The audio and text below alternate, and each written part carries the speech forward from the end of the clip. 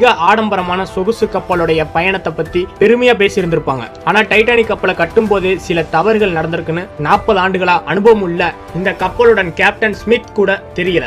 சரி, கேப்டனுக்கு தெரியலன்னு விட்டாலும் டைட்டானிக் கப்பலை இயக்கிய ஒயிட் ஸ்டார் லைன் நிறுவனத்துக்கும் தெரியல. அண்ட் இந்த நிறுவனம் 107 கப்பல்களை இயக்கும் பெரிய கப்பல் நிறுவனம். இவ்வளவு ஏன் இந்த கப்பலை கட்டிய ஹான்லேண்ட் உல்ஃப் நிறுவனத்துக்கு கூட தெரியல.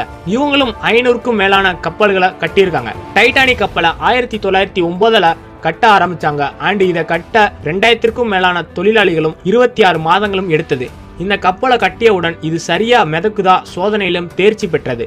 இதனால இந்த கப்பல் கட்டும் நிறுவனத்திற்கு அவங்க உருவாக்கின கப்பல்கள் மூழ்காதென்ற மிகப்பெரிய நம்பிக்கை. இந்த ஒரு காரணத்தால் இந்த கப்பலுக்கான மார்க்கெட்டிங் பண்ணும்போது மூழ்க முடியாத சொகுசு கப்பலான டைட்டானிக் இங்கிலாந்து சவுத்தாம்ப்டன்ல இருந்து அமெரிக்கால இருக்கும் நியூயார்க்குக்கு 10 ஏப்ரல் 1912 கிளம்புதுன்னு இந்த கப்பலை பயணிக்க எக்கனாமிக் கிளாஸ்